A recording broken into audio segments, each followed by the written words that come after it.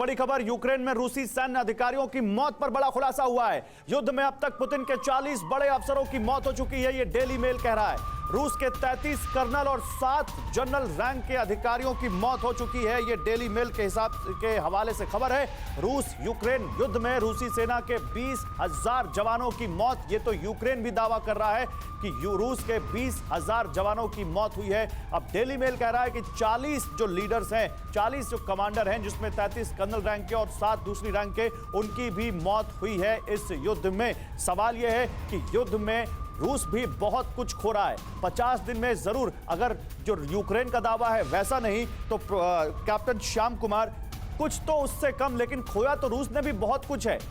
रूस किस cost per, कहां पर जाकर रुकेगा, ये कोई असेसमेंट है इसका?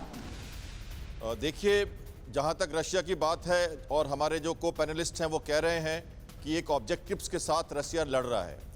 उसकी अपनी जो ऑब्जेक्टिव्स थी वो कीव से रिट्रीट हो चुकी है टैक्टिकली, और वो अपने ईस्टर्न सेक्टर को पूरी तरह से स्ट्रेंथन कर रहा है। जहां तक नौसेना की बात करूं, मैं नौसेना से ताल्लुकात रखता हूं, तो मैं नौसेना की बात करूं तो उसकी जो स्ट्रैटेजिक ऑब्जेक्टिव्स है वो है जो ब्लैक सी पे ब्लॉकेट करना। तो मारियापोल का जो लड़ाई चल रही है, 1 लाख से ज्यादा, आज उनके मेयर ने कहा है कि 1 लाख से ज्यादा लोगों को इवैक्यूएट करना है, और मारियापोल पे करीब करीब उनकी पकड़ बन गई है। तो क्रीमिया के बाद तो फिर मैं कोशिश करूंगा कि अपने इस पैनल से यह समझ सकूं कि रूस का ऑब्जेक्टिव है क्या, और रूस अपने उस ऑब्जेक्टिव के कितने नजदीक पहुंच चुका है, या यूक्रेन कितना उसको रोकने में कामयाब रहा है। लेकिन उससे पहले एक बड़ी खबर दिखाना चाहता हूं। जंग के 50वें दिन रूस को एक बहुत बड़ा झटका लगा है, और रूस के लिए यह बहुत बड़ा झटका माना जा रहा है। यूक्रेन ने रूस के युद्धपोत मोस्कवा को मार गिराया है। मिसाइल अटैक में रूसी जहाज को ब्लैक सी में डुबो दिया है यूक्रेन ने, यह दावा कर रहा है यूक्रेन। रूस ने मोस्कवा क्रूज पर हमले की पुष्टि तो की है, लेकिन डूबने से इनकार कर दिया है। नौसेना के commander in chief Saint Petersburg से सेवस्तोपोल गए हैं। नौसेना के कमांडर इन चीफ का घटनास्थल पर जाना ही अपने आप में बहुत बड़ी खबर है।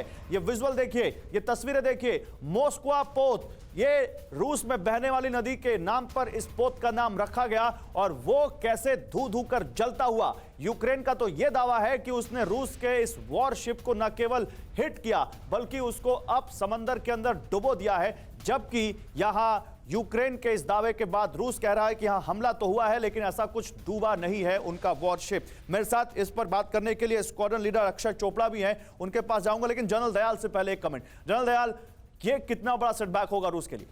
देखिए, चाहे ये यूक्रेन ने डिस्ट्रॉय किया हो या आग लगी हो, जैसे रशियन कह रहे हैं, ये एक बहुत बड़ा झटका है रशियन आर्म फोर्सेस के लिए इस दौरान में, इस क्रिटिकल स्टेज पे। इससे मोराल पर असर पड़ता है, कोई माने चाहे नहीं माने, और इससे यूक्रेनियन जो मोराल है वो बहुत हाई जाएगा, और एक प्रोपेगेंडा का बहुत बड़ा टूल बन गया ये जेलेंस्की और यूक्रेन के हाथ में। तो ऐसा लॉस रशिया के लिए एक बहुत बड़ा सेटबैक है। इसका क्या कारण है, क्या रशिया की स्टेटमेंट में मुझे नहीं लगता दम, लेकिन अगर नेपट्यून मिसाइल यूज की है, नेपट्यून जो उन्होंने मिसाइल स्ट्राइक यूज किया है यूक्रेन ने, तो यूक्रेन के पास कुछ सरप्राइजेस हैं। ठीक है, जिसके लिए रशिया मैं अब इन्हीं सरप्राइजेस की बात आपसे आगे करूंगा, लेकिन स्क्वाड्रन लीडर अजय चोपड़ा, आपको क्या लगता है?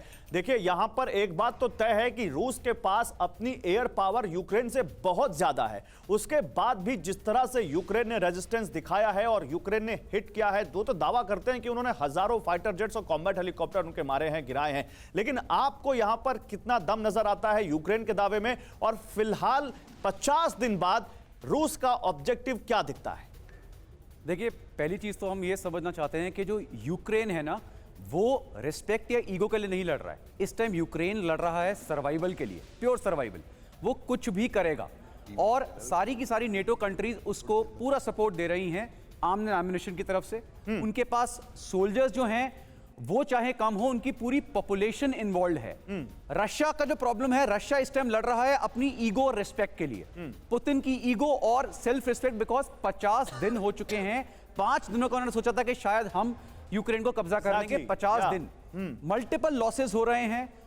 रशिया की इकोनॉमी पूरी तरह से क्रश हो रखी है, और अभी भी कोई उनको एक फाइनल कंक्लूजन नजर नहीं आ रहा है। इसलिए अब वो ये बोल रहे हैं कि अब आप नहीं, लेकिन अगर आप इकोनॉमी की बात देखें तो असर तो यूरोप पे भी बहुत पड़ रहा है, वेस्टर्न कंट्रीज पे भी बहुत पड़ रहा है। वो भी हम आपको दिखाएंगे किस तरह से रूस और यूक्रेन का ये युद्ध यूरोप पे बहुत भारी पड़ रहा है। फिक्र आपकी, सोमवार से शुक्रवार रात 9 बजे सिर्फ TV9 भारतवर्ष पर।